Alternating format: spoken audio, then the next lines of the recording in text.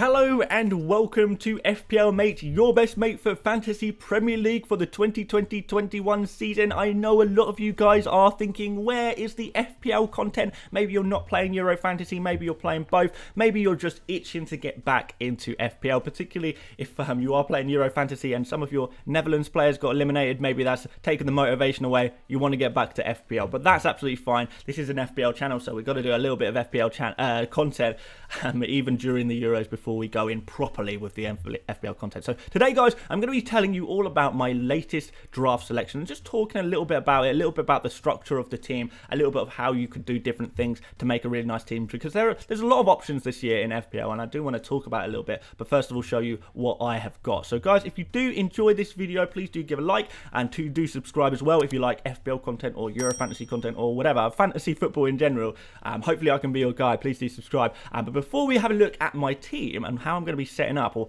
my most recent thoughts on how I'm going to be setting up, a quick word from our sponsor today. Now, I'm very, very glad to be saying that my sponsor for this video is going to be Fantasy Football Hub, a website slash mobile app that I'm absolutely obsessed with. Throughout the entirety of last FPL season, I would always have 3 Fantasy Football Hub tabs open on my computer at all times, because it is so useful for looking at fixtures, it's so useful for looking at stats for players and identifying good players. There's just so many incredible tools tailored to Fantasy Premier League managers on there, whether it's comparing one player to another and looking at comparing their expected goals, comparing how many shots they've taken in the last few game weeks, whether you're looking at the Opta stats, where you can literally list every single player in the Premier League by, you know, their expected goal contributions, by how many shots they're taking, by how many shots in the box they're taking, how many clean sheets they've been expected to get. All of these stats are so super useful, and there's also loads of other tools as well. You know, we've got Ben Crellin's fixture tracker, or transfer planner, should I say, and rate my team tools, and rate my team service. Oh man, there is just so much going on in Fantasy Football Hub. I'm obsessed with it, and you can get 30% off, which is only for the next few days, if you use the link in my description today. It's a real nice discount. I think the tool is well worth using if you are serious about fantasy, and now is the best time to get it, because you do get that 30% discount only for the next few days, I believe. So do check that out. Link in the description. Well worth a look.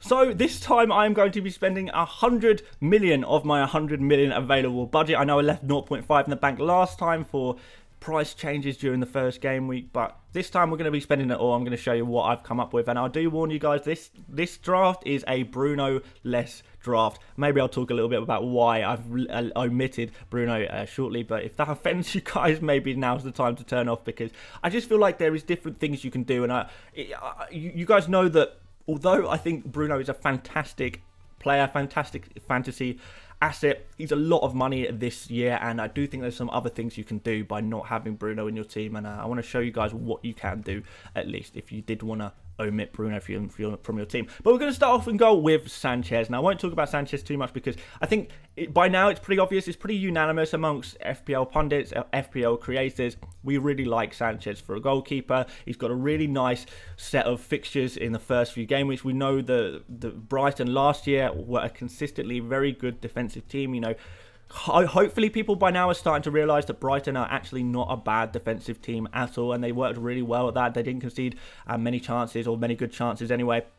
And although I don't think Sanchez is going to get you a lot of save points necessarily, he is a really good bet for a clean sheet or two. So definitely want to watch. And you know, with goalkeepers, even in the hard fixtures, they're conceding a goal or two. It also probably means that they're making a save or two, so you do recoup the points in that way. So that's why I do like Sanchez, but he has got some really nice fixtures. I hope hopefully some clean sheets are going to be on the cards during the first 5, 6, 7 game weeks for sure. But moving on to Trent Alexander-Arnold, I think kind of a must-have going into this first game against Norwich. I know he's very expensive, but he's very expensive for a reason. He was the best defender by far in the 2019-20 season to have in your FPL team. Last season, he kind of drifted in and out, but certainly towards the back end of last season, we saw that he was absolutely fantastic, absolutely fantastic, and just being one of the most creative players in the league. You know, forget the most creative players in your position. We're talking about one of the most creative players in your team.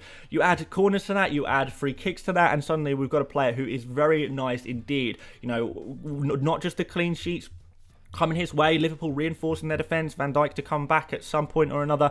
Some good fixtures at the start. So we're going to get clean sheets and then also the benefit of, you know, crosses in, assists. Corners, assists. Free kicks, assists. Free kicks, goals. Taking shots from long range. You know he likes a good shot from long range as well. So that's very nice indeed. To move on to a change from last time, a quite interesting change. I'm actually going for Ruben Dias now.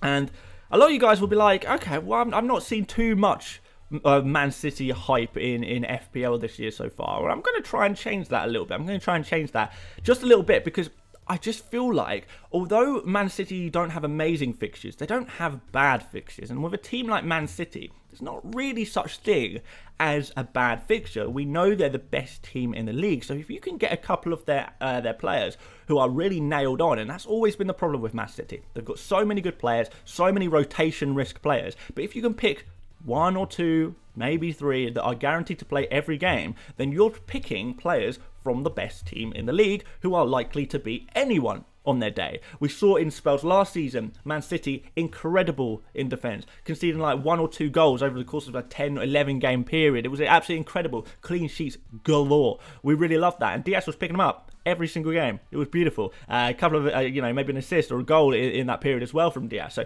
that was really, really nice. And I think we can try and capitalise on that again. And this game against Spurs, yes, it's a red fixture. Yes, it's a difficult fixture. But if Man City somehow manage to buy Kane, that suddenly becomes a much easier fixture. We might be looking at a Spurs team with a new look attack without their key player in Harry Kane. Are they going to be that threatening, particularly against a team as good as Man City? Just some food for thought there, guys. So might be worth going in for Diaz. I quite like that. Just for a nice, consistent play you can just keep in your team every single game week. Is a safety pick. Clean sheets galore. You know, 2 out of 3 game weeks probably going to get yourself a clean sheet. Very nice. You can just drift with a player like Diaz for pretty much the entire season. You don't really need to worry about using your transfers on a player like that. Same with Trent Alexander-Arnold, to be fair. And we move on to Luke Shaw. A real emerging player last season. We've heard of him for a long while, but he wasn't that. He didn't blow the world away. He didn't light the world alight for a long time at Manchester United, particularly in fantasy football terms. Last season, on the other hand, incredibly creative indeed. Looked really, really good, pretty much all season. So I really like him. I really like him for his creativity. Obviously, Manchester United, a kind of difficult game against the Leeds in the first game, but then they've got some magnificent fixtures for 5-6 game weeks after that. So really nice there for Manchester United. And there could definitely be some clean sheets there, particularly if Manchester United are able to reinforce their defence. I know they're looking at Varane, for example. That's an extra defender in there. Imagine they're kind of a defence of, you know, Wan-Bissaka, Varane, and a Maguire. Really strong defenders. And then Shaw providing a little bit more of the attacking ability there as well. You've got a really solid team ready for some clean sheets. And then you add Shaw in there, maybe some potential goal returns as well. And for 5.5 million, that's not bad if you ask me. That's not bad at all, particularly if Manchester United do indeed reinforce their defence as they're expected to do. And we're going to finish off the back four with Tariq Lamptey. Again, another player from Brighton who is likely to get those clean sheets, but Lamptey obviously has the benefit of playing basically as a right winger. If you guys have been playing Euro Fantasy, you will know by now how beneficial these fullbacks can be. They only need to get the clean sheet, and then suddenly a goal return, an assist, a goal, and suddenly you've got an amazing score for the week. You know that's a player that can change your entire game week score. So that's exactly what I like. That's why I've gone for 3 fullbacks out of the 4 defenders that you see on pitch right now. And Lamptey is definitely someone who is ultra attacking in a similar way to, maybe Trent, maybe in a similar way to Shaw. But Lamptey, because he plays as a right midfielder essentially with a 3 at the back formation at Brighton, that does add that extra benefit. And he's one of the most attacking players in that formation. When he was fit, he looked fantastic. He really did look fantastic for Brighton. So now that he's back, really looking forward to seeing what he can produce, particularly in this very, very favourable run of fixtures. So moving on into midfield, we'll start off with Salah because I think that's just the most obvious pick in the entire game. You know, just buy Salah in your team. I don't think you need to overthink this one too much. A few people were saying in last video, okay, well, what about if Salah goes to the Olympic Games and can't play for the first game or so? Okay, fair enough. Yeah, that would be a problem, but it's looking less and less likely that Salah is going to go to the Olympic Games. So I would assume that Salah is going to be available for the first couple of game weeks. Make that assumption. If that changes later down the line, fair enough. But the worst thing you can do is switch Salah out for, a Mane, for example, or someone else. And, you've gained a little bit of money by downgrading Salah, but maybe you're spending that money elsewhere, and suddenly you're in a situation like, I now need to downgrade another one of my players to upgrade my current player to Salah. Kind of might find yourself in a tricky situation. So I think go with the assumption that Salah is going to be playing. Go with the assumption that Salah is going to be the best imaginable player to have in match day one. I mean, look at his ownership, 51.8% already. More than half of the players playing FPL are going for him, and that's for a very, very good reason indeed. So moving on to my next midfielder, and I've gone here for Kevin De Bruyne. Again, a player for this Manchester City team, the best team in the league, who are just looking to get even better. When we're talking about a team that's already the best team in the league, already just won the league by some margin, almost won the Champions League, and suddenly they're talking about adding Harry Kane, they're talking about adding Jack Grealish, they're talking about adding Declan Rice, they're talking about adding all kinds of more players to an already amazing team. So, if that's the case, it seems like a pretty easy bet for me to say, well, we need to get these players. If this Man City team is looking to be dominant in the league, then we need to go in on them a little bit for our fantasy teams. And De Bruyne, so long as he can continue the trend, as long as he's not injured, he plays pretty much every match. If he is fit all season, he will play 35 out of 38 games, and that is incredible for a Manchester City player. We're talking goals, we're talking assists, we're talking set pieces. So much that De Bruyne has to offer. He was the highest scoring player in the 1920s season, I believe, from memory. Yes, he didn't have such a good FPL season last year due to a lot of injuries, but this time he's back. He's a good price at 12 million. When I look at the 12 million price and I compare it to Bruno Fernandes, I do think De Bruyne offers a little bit more than Bruno Fernandes for the same price. And the only reason, I've talked about this before, the only reason I would ever go for Bruno Fernandes is out of pure fear, out of fear of everyone else having him, Manchester United only need to get a penalty and suddenly I'd be in the mud. But from open play, and, it's not even just open play, assuming there's no Kane, De Bruyne is also going to be on penalties, He's going to be on all set pieces and stuff like that. From open play, I hope that even Manchester United players, Manchester United fans will agree that De Bruyne does offer us a little bit more from open play, especially in this team that is just going to be so stacked come the game week 1 deadline. And, just incredible. So we're going to finish off with Buendia. I still like Buendia. I still really like Aston Villa's first 3 fixtures. They start off against Watford. It's really nice. It does look like Jack Grealish is going to be leaving, but that's just going to mean more opportunities for Buendia to be the main creative player in this team, which is absolutely fantastic. He's only 6.5 million. The last time he was in the Premier League, he was literally one of the most creative players in the entire league. It was just, unfortunately, he was in a Norwich team that couldn't finish off the incredible amount of really, really good chances that he was creating. Now, in a better team, which I believe Buendia now is in a better team in Aston Villa with some better finishers in that team, some better players in that team, I do think this is going to really light up Buendia, really light him up. And a lot of you guys might not be fully convinced by Buendia. Maybe you've not seen a lot of him in the past. Maybe you've not checked out the stats or whatever, or you're just not confident in it. You don't think he's going to translate well from the Championship last season to the Premier League. That's absolutely fine. There's loads of alternatives in this position, and this is what I really like. The alternatives in the 6.5 million bracket. So you can go for Bukayo Saka. Good first game against Brentford. After that, games get a bit trickier. I think it's like Chelsea, Man City, some tricky games after that. So Saka, that's the reason why I've not gone for him. A really good pick at 6.5 million, but after the first match day, it's not ideal, and I don't really want to plan for transfers in match day 2. I wanted the transfers to come to me. I don't want to say, okay, I'm going to do this transfer in this week, this transfer in this week, because by the time the first 2 game weeks happen, the first game week happens, the first 2 game weeks happen, we're going to get all of this new information, and suddenly we're going to change our mind. A new striker will emerge. A striker you never heard of before scores a hat-trick in the first game and you suddenly want to buy him. That's the situation that happens every single year. You get this emerging player or few players in the first game week that everyone is desperate to have. If you've already planned a transfer to take Saka out for someone else, then now what do? You're stuck with Saka against a really difficult Chelsea team.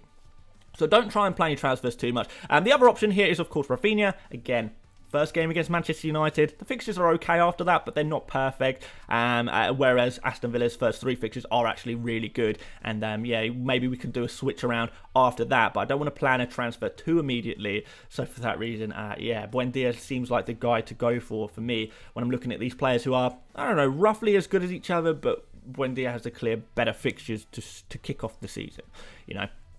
So moving on up front, we've got Dominic Calvert-Lewin still.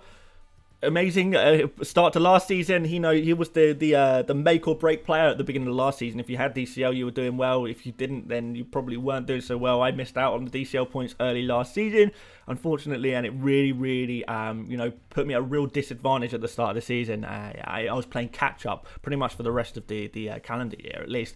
So for that reason, DCL is in. He's got some really nice fixtures. Everton have some really nice fixtures, and DCL obviously has this advantage of being pretty much the only player in that Everton team that scores the goals. So if Everton are scoring a goal, you know, there's like a 50% chance it's going to be because Dominic Calvert-Lewin scored him. So nice fixtures, possibility for goals. DCL probably going to get those goals. It looks pretty good to me. So we've got Watkins in next, and this one is an interesting one in the sense that I might not have Watkins. It kind of depends on transfer activity, because Aston Villa very recently have, of course, been heavily linked with Tammy Abraham. Tammy Abraham comes in at 6.5 million, and assuming he's going to be the starting striker for Aston Villa, that possibly means Watkins moves out to the wings. He has played in the wings in the past, maybe plays as a second striker, something like that. Possibly, we know Watkins has that little bit of creative ability as well.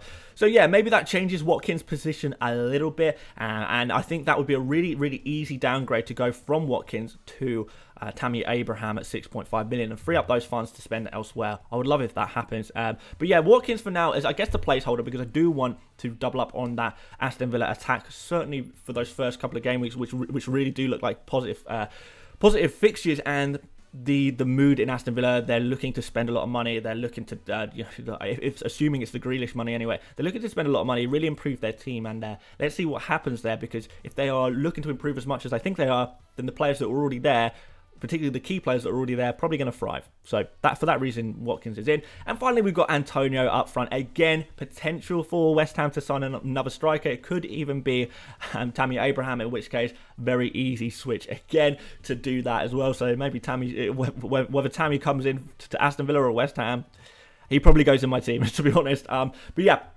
Antonio, West Ham, very nice fixtures. Again, another really nice attack to go for. And in terms of the forwards available in FPL this season, I'm looking at them, and the ones below 6.5 million, anyone below 6.5 million, we're looking at Tony.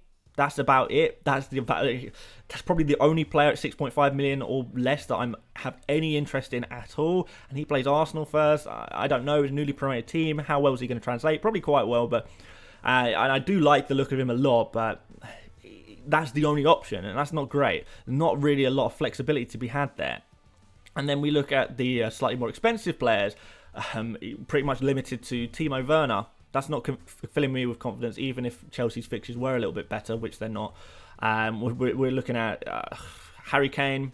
Where's he even going to be? We don't know yet. Let's get some clarification on that before we go in on him. And it's also very expensive as well. Not quite the right price that I'd want to be paying for him, I don't think, given how expensive some of the midfield players are, especially Salah, De Bruyne, Mane, if you want to go for him, Bruno Fernandes. You can't have them all, you really can't. So there's more expensive forwards are just not filling me with joy either. Aubameyang there as well, not really interested. So it's going to mean really either going for 3 forwards in that mid-range bracket, that sort of 7 million to 8 million bracket, or maybe taking 2 and upgrading a midfielder that's on my bench. So let's bring up my bench. We've got Foster, pretty obvious backup goalkeeper, a backup goalkeeper who actually has a chance of playing, which is something. We've got Mbumo.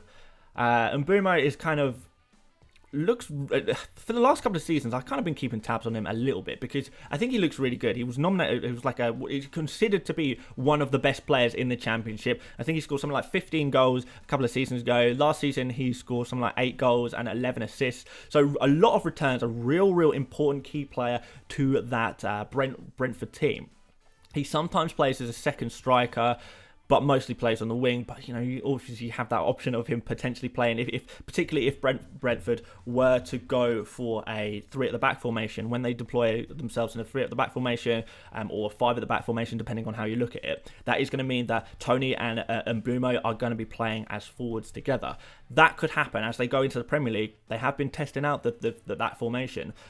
It could happen. It's possible. You know, we don't know for sure, but it's possible at least. And we've got Basuma, just a surefire bet, 4.5 million for a player who's going to play every match. He's a very good player. You know, he's going to get clean sheets, so he get 3 points potentially. It's just a decent backup player to have. And then we finish off with Kelly because he's the only 4 million defender who right now is interesting me at all. You know, with Ferguson still out, maybe Kelly is the main right back for now. Maybe plays a few games at centre back. He actually has a good chance of playing. It was particularly at the beginning of the season, which could end up being pretty helpful indeed. You never know. But there you go. Like I said, the way to restructure this team, if you wanted to restructure it, would be to downgrade, you know, Antonio, for example, to a 6.5 million. You know, whether that's Tammy Abraham after a transfer, whether that's going for Tony, and then upgrade it in Mbeumo to another one of those 6.5 million midfielders like Rafinha or Saka. Those are my two favourite. I do prefer Buendia to those two, but those are 2 players that I really like as well. And that's how you kind of restructure that. Captain's still on Salah. Vice-captain now on De Bruyne for match day 1. Or game week 1, should I say. Sorry, still thinking about Euro Fantasy. Can't help it. But yeah, that's just how I'd like to start up my team. This is what I'm thinking right now. And obviously we have that flexibility to move things around as the transfer window develops. And again, guys, I do feel like FPL have released the game a little bit too early because there's still so much to happen. How can we confidently pick teams at this point? We can have a go, and I have had a go, and I'm pretty happy with what I got here. I'd probably be pretty happy to start the season with this exact team, to be honest. But things will change between now and then. You know, we've got weeks, we've got months. Well, not quite months, but over a month. So yeah, let's see what happens there. But this is very good draft for now, in my personal opinion. So hopefully you guys like it too. Guys, if you enjoyed this video, please do leave a like. Please do subscribe if you're new around here. Don't forget to check out Fantasy Football Hub. Like I say, I'm obsessed with Fantasy Football Hub myself. So for that, I wouldn't promote something I wasn't obsessed with, but this is one I am particularly obsessed with. So do go check it out. Like I said, 30% off, not for long. So yeah, just consider it. You know, it might be worthwhile. But yes, guys, if you want to follow me on Twitter, you can do at FPL Mate. I have updated my league code link because I know the league code link was broken in my description before. So if you do want to join the FPL Mate Fantasy Premier League mini league, then you can using the link in the description. Go find it, guys. Maybe I'll put it in the pinned comment as well to help you find that. But aside from that, guys, thank you so much for watching, and I'll see you later, mates. Bye-bye.